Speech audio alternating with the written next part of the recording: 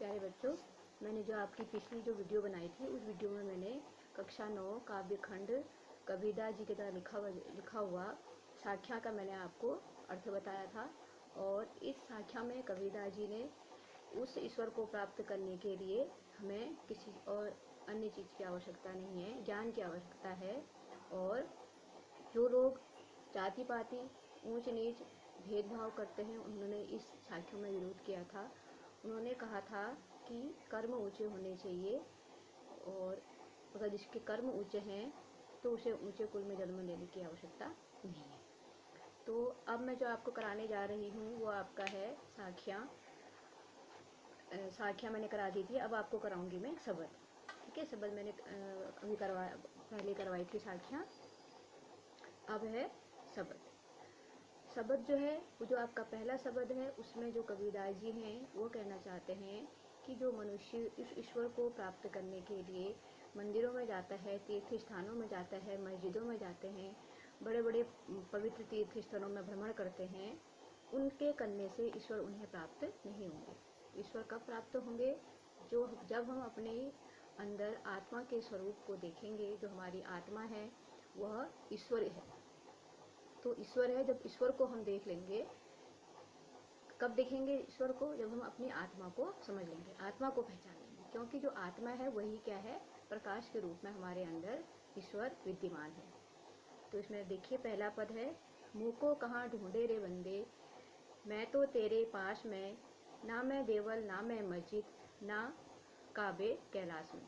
कबीरदास जी कह रहे हैं कि ईश्वर कहते हैं, लोगों से कह रहे हैं कि हे मनुष्य, तू मुझे कहाँ ढूंढता रहता है? मैं तो तेरे पास में हूँ।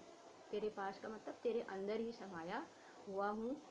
और ना मैं किसी मंदिर में, देवल का मतलब मंदिर, ना मैं किसी मंदिर में तुम्हें प्राप्त होऊंगा, ना मैं किसी मंदिर में तुम्हें प्राप्त होऊंगा, और न काबा और कैलाश मैंने आपको बताया था। जो काबा है वो मुस्लिमों का पवित्र स्थल है और जो काशी है वो हिंदुओं का पवित्र स्थल है। तो हिंदू क्या करते हैं? काशी जाते हैं, और जो मुसलमान हैं वो काबा जाते हैं। तो इन दोनों में जाने से भी मैं किसी को प्राप्त नहीं होता हूँ। प्राप्त कब होऊंगा? जब आप मुझे सच्चे मन से याद करेंगे। मैं कहाँ हूँ? तेरे ही अंदर समाया हुआ हूँ। फिर अगला, ना तो कोने क्रियाकर्म में न योग वैराग। कोने मतलब किसी भी प्रकार के, और न मैं ही कि कोई किसी प्रकार का क्रियाकर्म करने से प्राप्त होता हूँ। क्रियाकर्म मतलब हम लोग क्या करते हैं? पूजा पाठ करते हैं, घर में कीर्तन करते हैं, सत्संग करते हैं और साधना करते हैं। यह सब करने से मैं किसी प्रकार से प्राप्त नहीं होऊंगा। और नहीं योग वैराग से। योग मतलब सब कुछ छोड़ छाड़ के चला जाना, साधना करना, योग करना। वैराग मतलब वैराग्य, सब कुछ छोड़ छाड़ के किसी अनजान स्थल में पर्वतों पर जाके ईश्वर की उपासना करना, इन सब से भी मैं प्राप्त नहीं होता हूँ। ठीक है। फिर अगला, खोजी होए तो तुरंत ही मिलूं पल भर की तलाश में। खोजी मतलब खोजने वाला। किसको खोजने वाला? ईश्वर को खोजने वाला। जो सच्चे मन से ईश्वर को खोजता है उसे मैं तुरंत ही मिल जाता हूँ, तुरंत ही मिलूं। पल भर की तलाश में।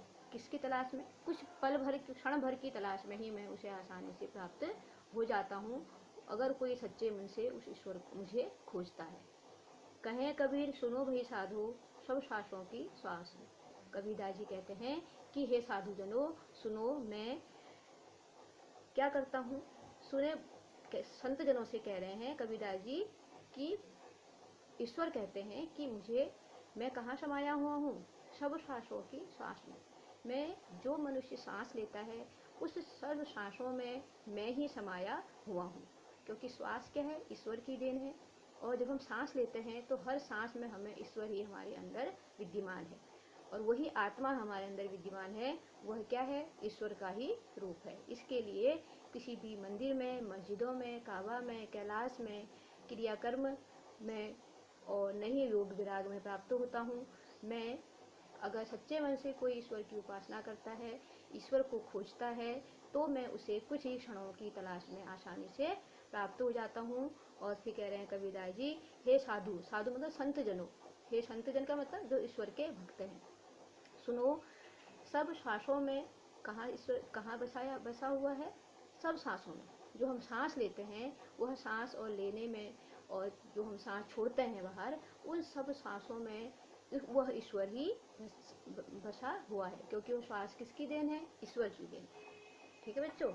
हाँ, तो अगला देखिए, अगला क्या है?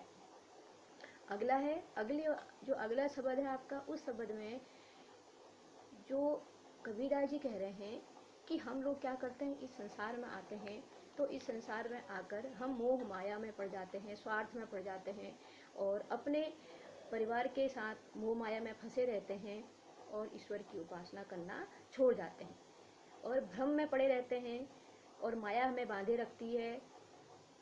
और जब क्या होती है, ज्ञान की आंधी आती है, तो यह भ्रम रूपी जो यह भ्रम है हमारे अंदर समाया हुआ, वह सब क्या हो जाता है? भंग हो जाता है, टूट जाता है, और हमें वास्तविकता का पता चलता है। वास्तविकता क्या है? कि ईश्वर ही सब कुछ है, मोह माया कुछ नहीं है। तो देखिए, संतो भाई आई ज्ञान की आंधी रे। कबीरदास जी कह रहे हैं, हे संत जनों, ज्ञान की आंधी आ गई है। अब यहाँ पर आंधी क्यों कहा? एक तो हवा है, हवा आपने देखा होगा तो सामान्य रूप से, सामान्य गति से चलती है हवा, और जो आंधी है, वो आंधी क्या करती है? अपने साथ बहुत सी चीज़ों को उड़ाते हुए लाती है, पूरा तहस नहस कर देती है कच्ची चीज़ों को, झोपड़ियों को, और जो छोटे छोटे कमज़ोर पेड़ पौधे हैं, अपने साथ सामने आने वाली जो चीज़ें हैं, वह उन सब चीज़ों को अपने साथ उड़ाते हुए लाती है। हवा नहीं लाती है, आंधी लाती है। आंधी क्या करती है? अपने साथ सब कुछ उड़ाकर ले आती है। तो ज्ञान की आंधी जब आई, तब वो कह रहे हैं कि मैं क्या था? अज्ञानी था। तो जब ज्ञान की आंधी आई, तो उसके ज्ञान की आंधी आने से क्या हुआ? भ्रम की टाटी सबे उड़ानी। जो मेरा भ्रम रूपी जो टाट था, जो मैंने अपने झोपड़ी बनाने के लिए जो टाट का प्रयोग किया था, वह भ्रम रूपी जो टाट है, वह सब क्या हो गई है? उड़ गया है। भ्रम क्या था? ईश्वर के बारे में जो मेरा भ्रम था, उस रूपी जो टाट है जो, वह सब उड़ गया है। माये रहे न बांधी, जिसमें झोपड़ी को हम क्या करते हैं? मजबूत बनाने के लिए उसके चारों तरफ क्या लगाते हैं? चार कोनों में उसको खंभों से उसको जोड़ के रखते हैं। तो वह क्या है? माया है। वह माया भी उस जो छप्पर है, जो झोपड़ी है, उस झोपड़ी को रोक नहीं पाई। वह क्या है? माया है। माया क्या करती है? मनुष्य को इस ईश्वर से दूर करती है। कहाँ फंसे रहना? अपने मोह माया में उसको क्या करती है? बांधे रखती है हमेशा।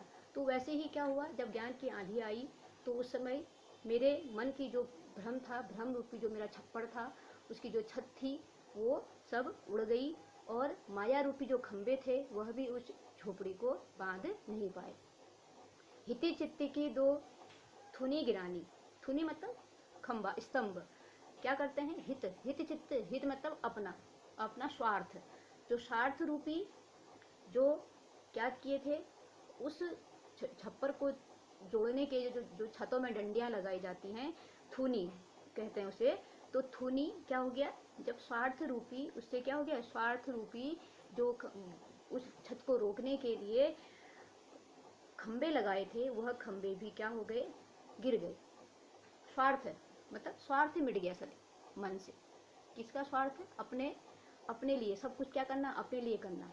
हित चित्त, अपने अच्छा करना, यह स्वार्थ वो रूपी दो जो खंबे उस झोपड़ी को, उस संसार रूपी इस संसार में जब हम आते हैं, तो उसको रोकने के लिए जो मैंने दो खंबे लगे थे, वह भी क्या हो गए? गिर गए। मोह बलिंडा टूटा। बलिंडा मतलब छप्पर, और मोह रूपी जो छप्पर था, वह क्या हो गया? टूट गया।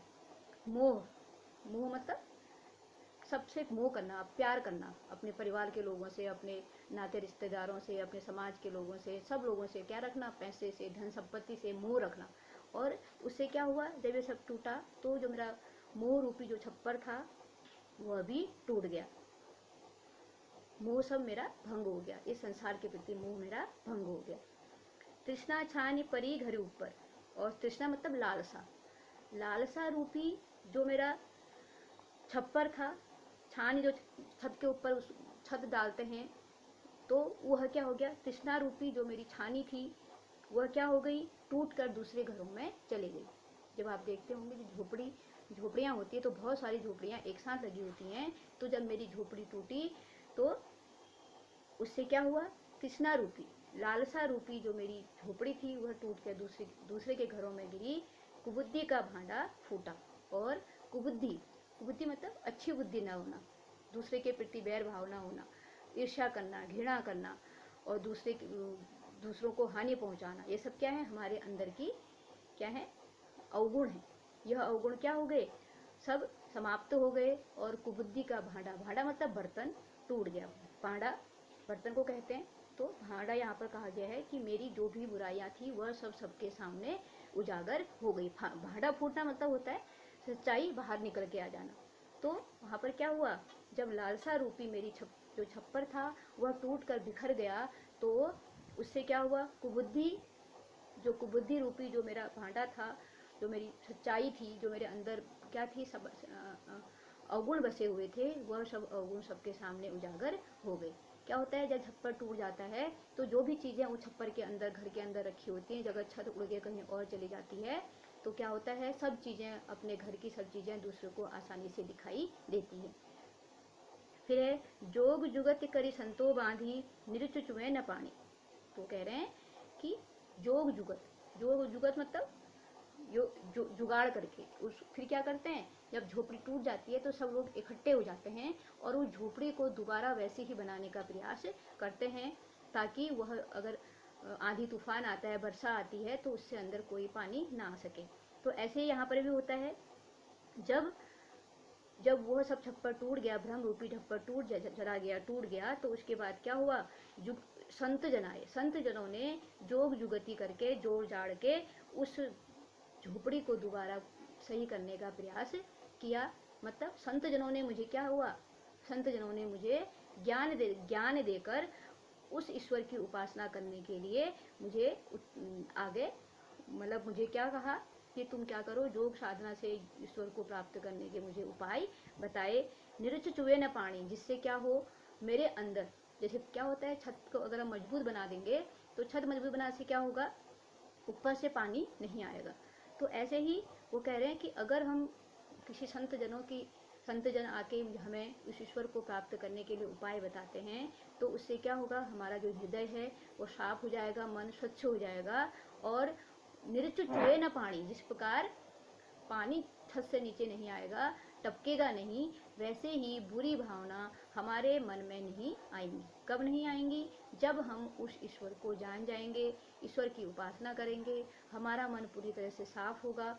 और वो कब होगा, जब साधु जन हमें उस ईश्वर को प्राप्त करने के उपाय बताएंगे। उपाय बताते हैं, बहुत से उपाय बताते हैं, गुरु मंत्र देते हैं और सत्संग जाने के लिए कहते हैं, भजन करो, कीर्तन करो, कर्म कांड करो, ये सब चीजें हमें कही जाती हैं। तो जोग जुगत करी संतो बांधी, संत जनों ने जोग जुगत करके, बहुत से प्रयास करके उस जो झोपड़ी है उसको दोबारा पुनः जोड़ने का प्रयास किया, जिससे कि उसमें पानी अंदर न आए। पानी अंदर न आए मतलब हमारे मन के अंदर बुरी भावनाएं, दूसरे के प्रति बुरी भावनाएं अंदर न आ सके। ठीक है। फिर है, कूड़ा कपट काया का निक्षा, हरि की गति जान। वो कह रहे हैं, जब आंधी आई, तेज ज्ञान मिला, जब मुझे ज्ञान रूपी तेज आंधी आई, तो उस तेज ज्ञान की आंधी आने से जो भी मेरे अंदर कूड़ा कपट मतलब अवगुण, कूड़ा कपट कहा गया, अवगुणों को कहा गया, कूड़ा जो किसी काम का नहीं होता है। काया निक्षा, काया मतलब शरीर से निकल गया, निक्षा मतलब निकल गया। मेरे अंदर जो बुरी भावनाएं, बुरे जो हमारे विचार थे, बुरे भावनाएं थी दूसरे के प्रति, ईर्ष्या था, दुख था, स्वार्थ था, मोह था, माया थी, ये सब क्या हो गई, मेरे शरीर से बाहर निकल गई। हरि की गति जब जानी, कब जानी, हरि मतलब भगवान के बारे में, उन ईश्वर की वास्तविक स्वरूप के बारे में जब मैंने जाना, तो सब मेरे हृदय से कूड़ा कपट, पूरी बुरी भावनाएं, मेरे मन से सब भावनाएं बाहर निकल गई। और मैं जब उस ईश्वर के वास्तविक स्वरूप को मैंने जाना, तो वह कब जाना, जब ज्ञान रूपी आंधी आई और मैं उस ज्ञान रूपी आंधी में उस ईश्वर को अच्छे से जब मैं जान पाया, जब अज्ञान मेरा दूर चला गया, उस आंधी के साथ दूर चला गया, तब मेरे अंदर में जो बसा हुआ कूड़ा कपट है, मोह माया है, ईर्ष्या है, द्वेष की भावना है, स्वार्थ है, सब मेरे शरीर से बाहर निकल गया। फिर है आंधी पीछे जो जल बूठा, प्रेम हरि जन भीना। जब आंधी आती है, आंधी आने के बाद क्या होता है, चारों तरफ बादल, आसमान में बादल फैल जाते हैं और तेज बारिश होती है। तो यहाँ पर यही कहा गया है कि आंधी के बाद, आंधी पीछे, आंधी आने के बाद जब पीछे से बूठा, बूठा का मतलब वर्षा, जब जल वर्षा तो प्रेम हरि जब हरि जन भीना। उस प्रेम रूपी, जो प्रेम रूपी, उस किससे प्रेम, उस ईश्वर से, उस ईश्वर से प्रेम रूपी बारिश में सभी लोग भीगने लगे। कब भीगने लगे, जब आंधी के पीछे, जब आंधी चली गई उसके बाद क्या हुआ, चारों तरफ बादल फैल गए पूरे आसमान में और उसके बाद रिमझिम बारिश होने लगी। और रिमझिम बारिश होने का मतलब है कि उस ईश्वर की भक्ति रूपी जो वर्षा है वह वर्षा चारों तरफ होने लगी, और जिससे, और वो वर्षा कैसी है, उस भगवान की, उस ईश्वर की भक्ति रूपी वर्षा है, जिससे सभी लोग भीगने लगे। मतलब वह उस ज्ञान को सभी लोगों ने प्राप्त कर लिया, उस भक्ति रूपी बारिश में सब भीगने लगे। फिर है कहे कबीर भान के प्रगटे, उदत भया तम खीना। तम मतलब अंधकार, खीना मतलब समाप्त हो जाना, खीना। कहे कबीर भान, भान कहा गया है भानु, सूर्य को, प्रगटे, प्रगटे मतलब निकलना, और उदित होना, प्रकट होना, दिखाई देना। तो यहाँ पर कह रहे हैं जब क्या हुआ, बारिश हुई, आप वो देखते होगे खूब आंधी तूफान आते हैं, उसके बाद क्या होता है, आंधी तूफान निकल जाता है, उसके बाद चारों तरफ काले बादल छाते हैं। काले बादल छाने के बाद क्या होती है, वर्षा होती है, और वर्षा में सभी लोग आनंद का अनुभव करते हैं। उस आनंद के अनुभव के बाद फिर क्या हो जाता है, आसमान बिल्कुल साफ हो जाता है, तब प्रकट होते हैं सूर्य भगवान।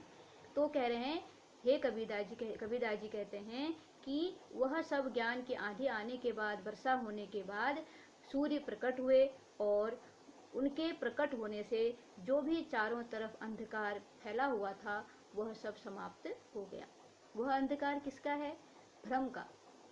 पूरे संसार में क्या फैला है, भ्रम है, माया है, हित चित्त है, हित स्वार्थ है, मोह है, और लालसा है अधिक प्राप्त करने की, कुबुद्धि है, और हमारे शरीर में अलग अलग प्रकार के अवगुण हैं, हमारे मन के अंदर, हृदय के अंदर अवगुण भरे हुए हैं।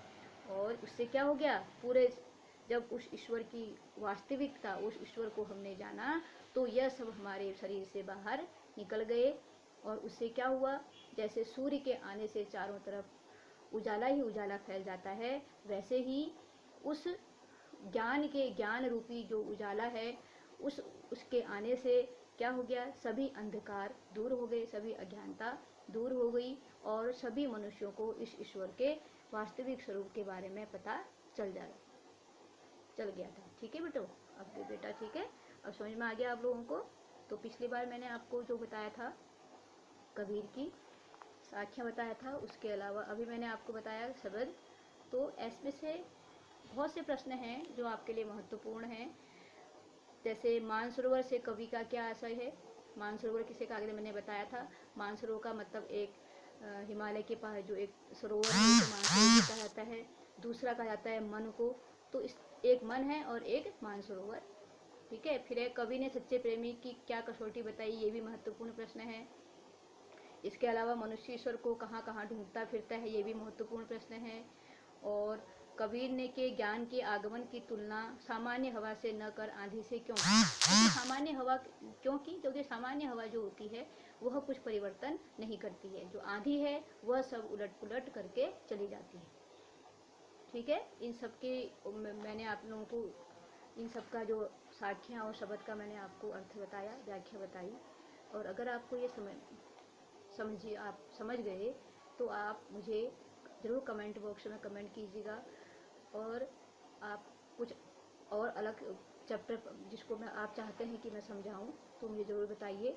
और अगर आपको ये वीडियो पसंद आया तो लाइक और सब्सक्राइब ज़रूर करें, ताकि जो आगे के वीडियो में इन 9th क्लास या 1st क्लास के बनाऊं तो आपको आसानी से प्राप्त हो जाए। और ऐसे ही आप लोग पढ़ाई करते रहिए, और उस सबको मैं आपका सहयोग करने का प्रयास करूँगी। धन्यवाद।